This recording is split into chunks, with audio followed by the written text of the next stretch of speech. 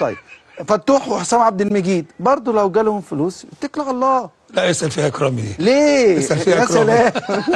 ها؟ لا اسال فيها اكرامي. لا بقول لك ايه، هو مال الكابتن اكرامي؟ لا اصل انت يعني هو الكابتن اكرامي هو المسؤول عن البيع يعني اليومين دول؟ هو مسؤول البيع؟ هو تاجر السعاده. انا قلت امبارح ان انا بياع كويس. ابص بقول لك ده فتوح وحسام عبد المجيد. لا انا ما فرطش في لعيب نادي الزمالك.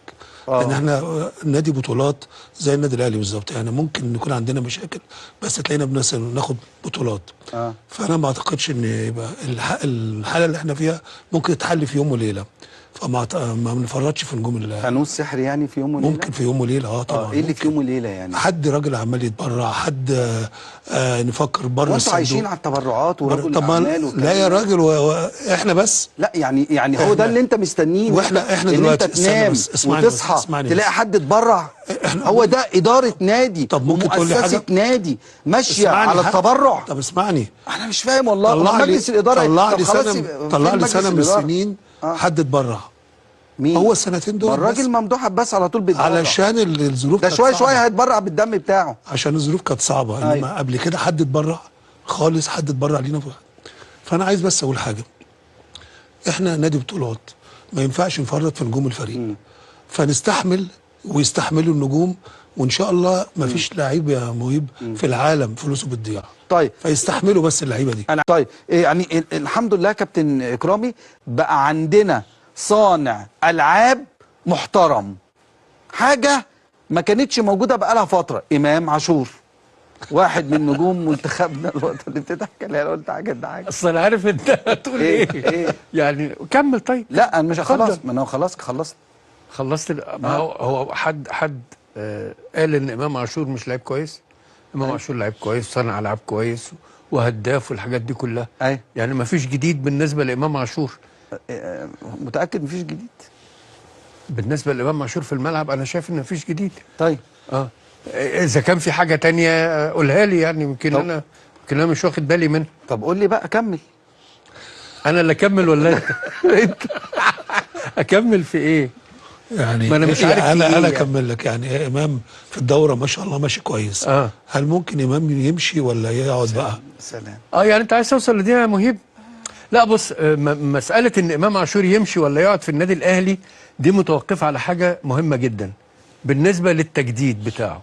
هل التجديد بتاعه ممكن يحصل ولا ما يحصلش؟ وهل هو جاي له عروض كويسه ولا مش جاي له عروض كويسه؟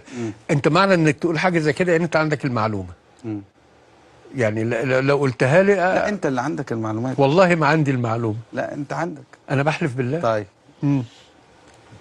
امام عاشور يمشي فرصه، يعني يجي له عرض دلوقتي فرصه للنادي الاهلي 8 مليون 7 مليون 9 مليون 10 مليون، اتكل على الله. بدل لو المبلغ ده اللي انت بتقول عليه. ايوه. لا انا شايف ان امام عاشور يمشي بقى. يمشي. بدل ما تقع في حته ان انت ما تعرفش تجدد له. ما انا قلت في الاول ايه؟ برافو عليك. هل مساله التجديد وارده ولا مش وارده؟ لو مساله التجديد وارده بالنسبه لامام عاشور يبقى خير وبركه. لو مش وارده وفي نوع من التعنت، وانا ما اعرفش يعني اذا كان يعني ايه كابتن اكرامي بيقول يا جماعه بيعوا امام عاشور؟ لا لحظه واحده. لا لحظه، انا جاي لك في البيع برضو.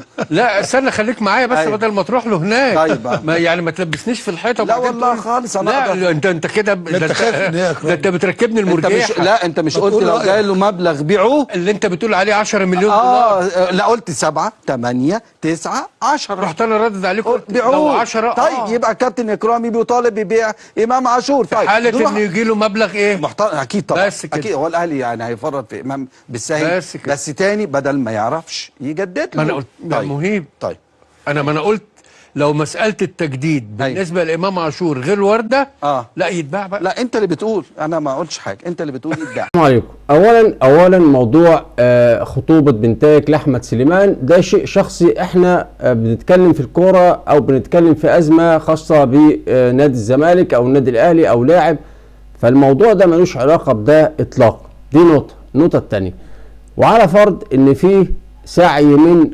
بنتايك لفسخ التعاقد مثلا بتوصية من شخص معين، فهو حر. وبعدين تعالى نتكلم بكل صراحة، هل الأزمة في نادي الزمالك محتاجة ان حد يوصي بنتايك انه يفسخ عقده؟ فلو فرضنا ان مثلا خطوبة بنتائك لابنة أحمد سليمان هي مثلا كان فيها مشورة بفسخ التعاقد والانتقال للأهلي مثلا. طب بالنسبة لبقية اللعيبة التانية اللي أرسلوا إنذارات، وبالنسبة لعبد الحميد معالي وأدم والناس دي كلها، مين اللي ورا الموضوع؟ يا جماعة الموضوع مش محتاج حد يشور على حد ولا حد يحرض حد عشان يفسخ عقده مع نادي الزمالك. الموضوع ان في أزمة حقيقية داخل نادي الزمالك، أزمة مالية مصطنعة أو مش مصطنعة، أنا معاك في بوادر ان هي تكون مصطنعة، بس في الآخر أنا كلاعب ماليش دعوة بده كله، أنا عايز مستحقاتي المالية.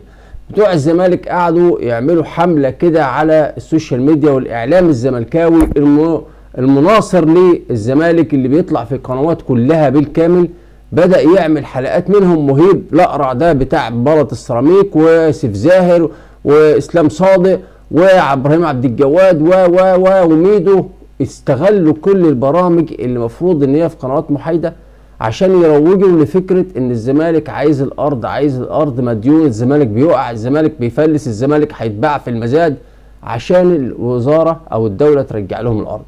لكن بكل امانة الموقف في نادي الزمالك كالاتي: الدولة مش هترجع ارض النادي الزمالك اكتوبر تاني، الارض انتهت، لكن في ارض بديلة اللي هي قالوا جنب المقابر برضه في بالمناسبة في اكتوبر برضه.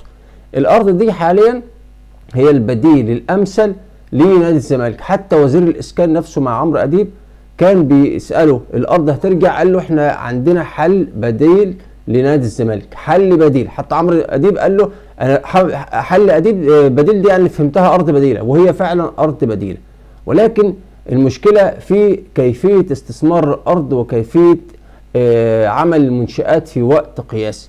دي بالنسبة لنقطة الأرض هم بيحاولوا يضغطوا عشان الأرض ترجع لهم، لكن الأرض ما فيش رجوع للأرض النادي الزمالك تاني نهائي. بالنهاية أنا كلاعب محتاج فلوسي، الأرض بقى ترجع ما ترجعش، لكن كانوا بيستغلوا كل المنصات الإعلامية عشان يروجوا لفكرة إن الأرض لازم ترجع للزمالك. حتى معلق في أحد المباريات كان بيتكلم على النقطة دي ويقول لك الأرض ترجع لنادي الزمالك.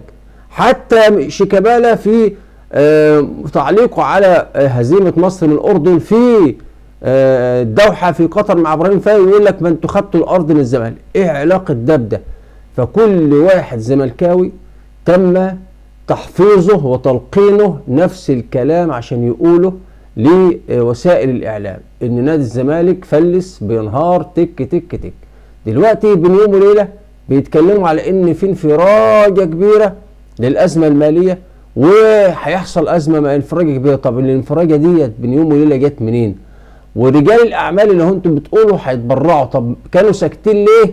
ده كله لما اللاعيبة فسخت التعاقد واللاعيبة بعتت انذارات، ولا لما لقوا الموضوع مش جايب فايدة مع الدولة بدأوا يتراجعوا تاني عن التصريحات دي ويشوفوا الخطة البديلة به اللي هم متفقين عليها. عايز اقول لكم يا جماعة حاجة، انتوا فاشلين حتى في الخطط اللي بتعملوها، حتى الخطط اللي بتعملوها عشان تبتزوا الدولة، ايوه اسمها ابتزاز، حتى في ده كمان فاشلين. انتوا مش فاشلين على المستوى الرياضي بس، فاشلين كمان في التخطيط للابتزاز. يعني انت لو اشتغلتوا حرامية هتشتغلوا حرامية فاشلين برضه، يعني حتى النصب مش هتعرفوا تنصبوه كويس. في النهاية انتوا مفضوحين على كل رؤوس الاشياء.